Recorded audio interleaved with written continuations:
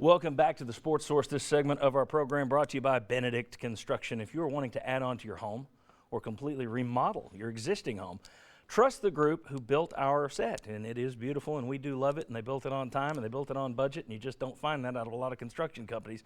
They've done work for folks on this set as well, me, Mike Strange, others. They do great work.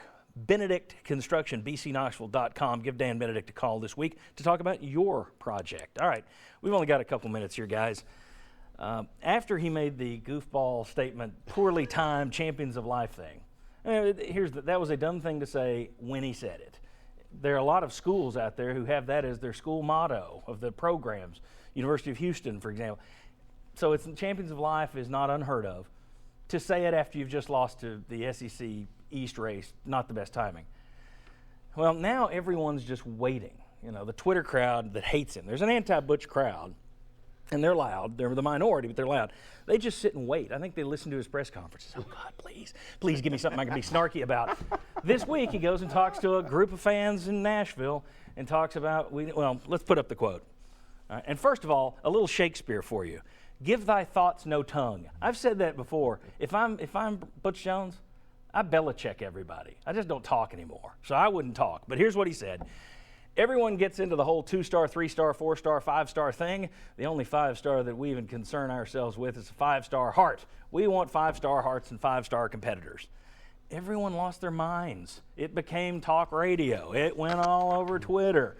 Oh, he's just miserable. It's out of this world. I've heard people say goofy things about 5 stars before. Nick Saban this week. We don't look at it like that. I don't know how we're rated. I don't know how many of these guys, where they're rated, how many stars they had. I don't know anything about that. Okay, he didn't say 5-star heart, but it's the same kind of general gist. My feeling, guys, and I've kind of hinted at this before, if I'm Butch Jones and I'm already a millionaire and I've gotten your program out of the ditch, it's not ready to win the Daytona 500, but I've gotten it out of the ditch, and you want to kill me every time I slip and say a cliche, I'm out of here. I just leave. I say, I'm going to be number 3 to leave on my own accord. Kiffin, Conzo, I'll be number 3 to get out of here. Good luck hiring your next guy. I take the money and go. Crazy? Go ahead, say I'm crazy. Crazy.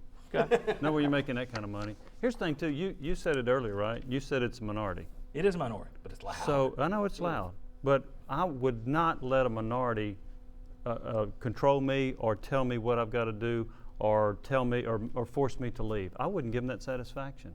I would stay and try to succeed as best I can and win as many games as I can. I don't care about a minority group. I don't. I don't. But it affects him. He hears it. Well, he listens too much. I agree with that. I agree with that. It affects other things too. I think it probably has an effect on your recruiting. Of course it does. Because the people out here are sitting there seeing this. So I disagree with you that he ought to go ahead and go. I do agree that he ought to hire somebody to read over what he's about to say and go, nah, let's leave this out. I was told he was specifically told, he knew he was going to say champions of his life. He was told not to say it, and he said it anyway. Now, that's what I've been told by somebody at UT who should know. But yeah, and if that but is you the and I truth. you and I have talked before, maybe not about this response, but you too think get while the getting's good. I mean, I tell you what, if he goes 8-4 next year, and he's got a chance to get out because 8-4 won't get him fired, it'll get him crucified, and there is a difference. Right. See, that's what I'm talking. Let me make this clear. I'm not saying bolt right now. I would spend the next season, by next off season, wherever there's an opening, I'm heading for it. That'd be my goal. Yeah, that's what I don't think it's to that point yet, John, but I can see where it could head that way based on the record.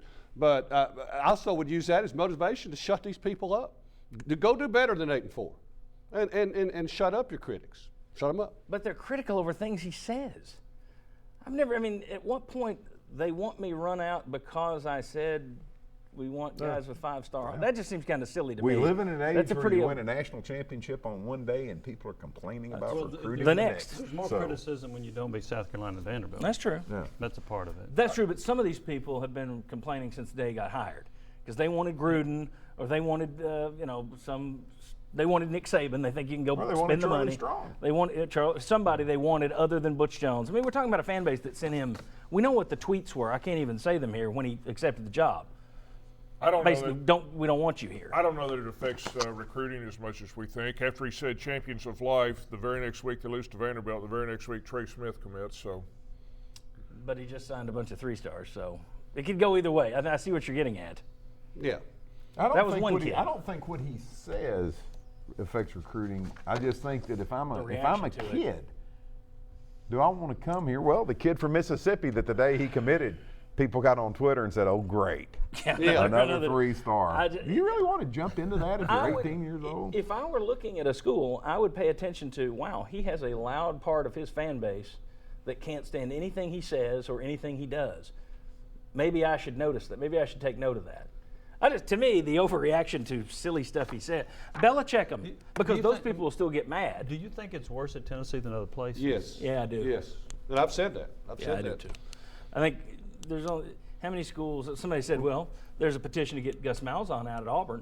Yeah, he got 24 signatures, as opposed to 28,000 that you get I remember here. people getting after Mark Richt, and he won 10 games, and he left. They did get him. I don't So, remember them knocking things he said. I don't Well, remember now it getting blown to now, that. he didn't say as many things to get knocked about. And here's- All right. Well, Okay. we've debated this That's- for years, whether Tennessee is the same as others. I'll go back to the Under Armour All-American game this year. They asked those players, what's the most annoying fan base on social media? Tennessee was the players' reaction. Well, here's another good one. When Maryville High School lost in the state semifinals, there was negative comments in social media that George Quarles saw. I mean, it's just part of society today. Okay.